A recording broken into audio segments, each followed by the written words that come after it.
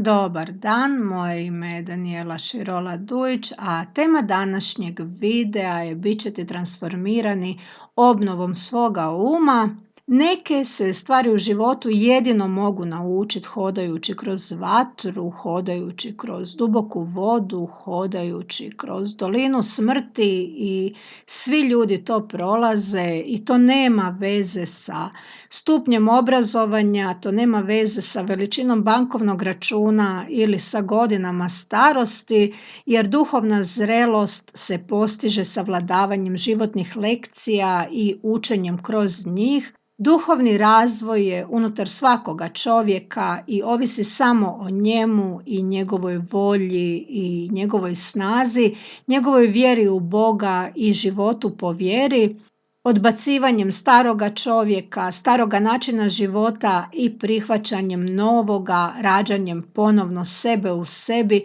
promjenom načina razmišljanja i obnovom svoga uma, jer mi smo ti koji smo uvijek puni sumnji, puni nesigurnosti i nevjerovanja u nevidljivo. Mi smo ti koji smo uvijek nevjerni tome i ne vjerujemo ni kada vidimo, kada doživimo, jer smo vođeni našim uvjerenjima, našim strahovima, vođeni smo razumom, a ne srcem i intuicijom. I mi smo ti koji samo slušamo i upijamo sve, jer duboko u sebi osjećamo da nam to treba i da to želimo, da to odgovara našoj duši, ali većinom ništa od slušanog ne provodimo u djelo, a ono što je osnova svega su djela, djela su pokretač svega, jer vrijedniji je jedan korak od 1000 sati sjedanja, razmišljanja i slušanja.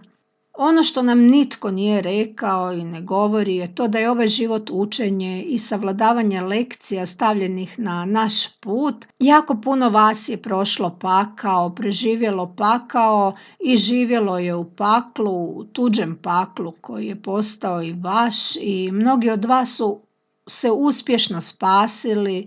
Uspješni su na putu isciljivanja sebe, mnogi su kroz rad na sebi pronašli sebe i svoj put, napravili su čudo sa sobom i sa svojim životom, otkrili su putem svoj puni potencijal u sebi i naučili su voljeti sebe i prihvaćati sebe, i ono što je najvažnije, oprostili su sebi, i to je ta pobjeda samog sebe nad sobom sa Božjom pomoći, naravno, jer ništa bez Boga. Čovjek je taj koji planira, ali Bog je taj koji daje zeleno svjetlo. Kada je čovjek savladao lekcije stavljene na put, kada je oprostio sebi i drugima i kada je shvatio da je bez Boga nitko i ništa, i kada živi ono što je zapisano u Bibliji, da nismo prošli kroz duboke vode, nikada ne bi naučili ono što smo trebali, nikada ne bi bili svjesni toga da ne volimo sebe, da živimo po tijelu, da živimo vođeni sobom i svojim emocijama i svojim reakcijama,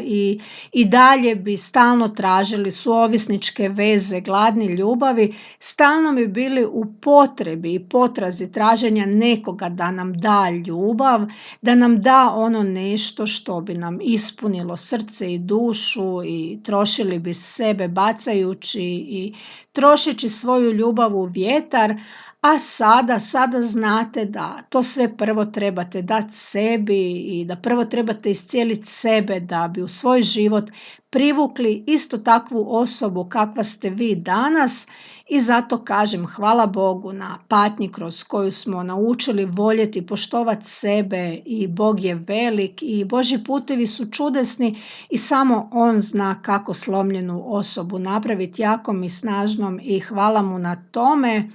Bog nas je naučio da je On naša snaga i naša stijena i da nema nikoga drugoga da nas spasi osim njega, i da jedino njemu vjerujemo svim srcem i da nas On vodi na svim našim putevima, i ono najvažnije da smo samo njemu odgovorni i da na kraju krajeva samo njemu polažemo račune, i da nas jedino On uvijek voli beskonačno i bez razmišljanja, i da nam uvijek daje ono što trebamo. kada ga tražimo i da nam oprašta sve naše greške i da nam je podrška uvijek i u svemu, tako da Bog je velik, Bog je divan. I kada čovjek nauči i počne živjeti ovo sve, onda postane novi čovjek u sebi i naravno i izvan sebe, jer započinje jedan novi život za njega. Da je jednostavno nije, da je moguće je. Znam da mnogi od vas još uvijek uče, još uvijek padaju i dižu se i mnogi od vas jedva drže glavu iznad vode i znam da mnogi još uvijek plaču, odustaju, preispituju sebe i svoj život, preispituju sve životne odluke, bore se sa demonima unutar sebe, sa sumnjama i sa zidovima visokim kao planina. Ali ono što učite putem je to da samo treba vjerovati da će biti dobro i dozvolite Bogu da bude vaša stijena, da bude vaša podrška, da bude vaše sve, jer kada dođete do dna i kada imate samo sebe i Boga, onda nema više povratka na staro, jer staro više ne postoji, nestaje kao mjehur od sapunice, jer čemu bi se vratili, kome bi se vratili, taj život više ne postoji, jer vi kao ta osoba koja je preživjela svu tu bol više ne postojite, jer bol mijenja čovjeka i mijenja sve u životu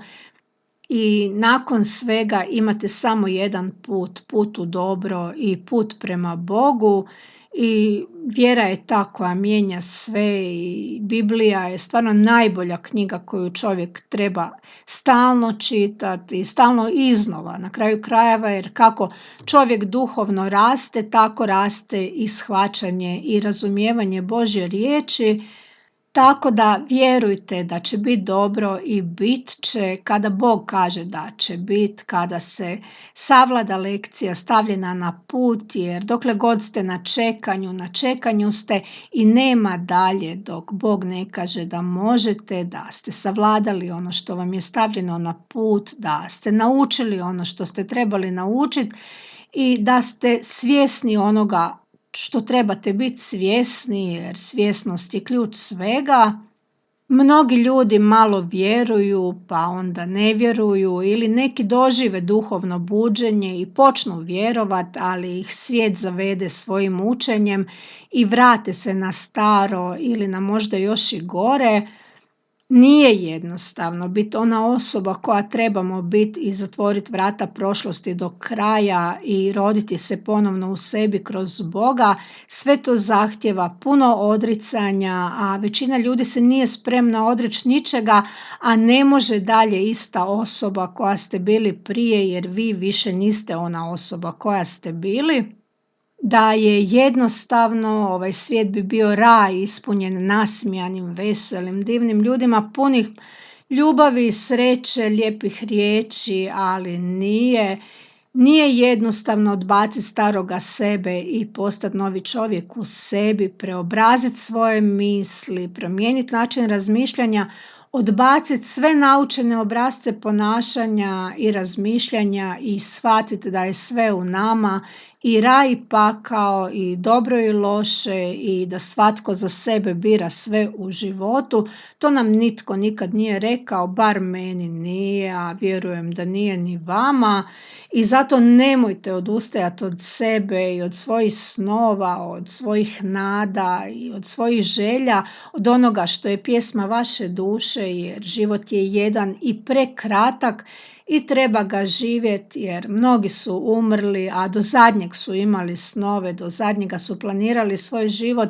imali su misli i vjerovanja, imali su strahove i nade, imali su želje, ali više nisu imali vremena to provesti u djelo. Tako da život se živi samo u sadašnjosti, samo u ovome trenutku, ne u budućnosti jer nije došla, ne u prošlosti jer je prošla, nego sada sijemo da bi, ako Bog da jednom u budućnosti želi ono što smo posijali, i sutrašnji dan je budućnost, samo ljudi zaborave, uvijek su svugdje, samo nisu u sadašnjosti, a jedino je bitno što čovjek svjesno radi sada u ovome trenutku, što misli, što radi i na čemu je fokus njegovih misli, jer tako je puno distrakcija oko nas i ako ne obratimo pažnju, život može proći pored nas, možemo propustiti cijeli naš život dok mi razmišljamo kako bi bilo najbolje ga živjeti i upravo zbog toga je molitva jako bitna. Bitna je fokusirana molitva, fokusirana želja, fokus na određenu misao. Bitna je promjena načina razmišljanja, promjena gledanja na stvari i prihvaćanja stvari, odnosno rast u sebi i sazrijevanje, duhovno sazrijevanje i razlučivanje onoga što je dobro i što je loše za nas, jer ako nismo fokusirani, jako lako izgubimo kompas iz sebe, jer zaboravimo ono što nam je stvarno važno u životu, zaboravimo kuda idemo, zašto idemo i što trebamo naučiti iz lekcije postavljene nam na put. U stvari zaboravimo voljeti, poštovati sebe i često puta se ljudi vrate starim načinima ponašanja i starim obrascima ponašanja iz života. Tako da svatko od nas mora proći loše da bi naučio i savladao lekciju i da bi na kraju bilo dobro. Jer Bog kaže, sada ne razumijete, ali jednoga ćete dana shvatiti i tako je, jer tako je puno sutra, a sutra je dan kada obično odustanemo ili prolongiramo za neki drugi dan i tako s vremenom mi to i zaboravimo. I kada čovjek obnovi i transformira svoj onda vidi nove prilike ispred sebe, vidi novi život koji mu se otvara pred očima, onda pomiče vlastite granice, ide na mjesta o kojima prije ne bi mogao ni sanjati da bi mogao ići, radi stvari koje nije mogao ni zamisliti da bi radio i živi život koji nije mogao ni zamisliti da bi živio, tako da je Bog predivan Bog i sve ide kroz Božju volju i Božju milost i često puta Bog koristi zatvorena vrata, koristi naša razočarenja, koristi propuštene prilike da nam pokaže da sve to nije dobro za nas i nije bilo dobro za nas i da je vrijeme da podignemo pogled prema svjetlosti ispred nas,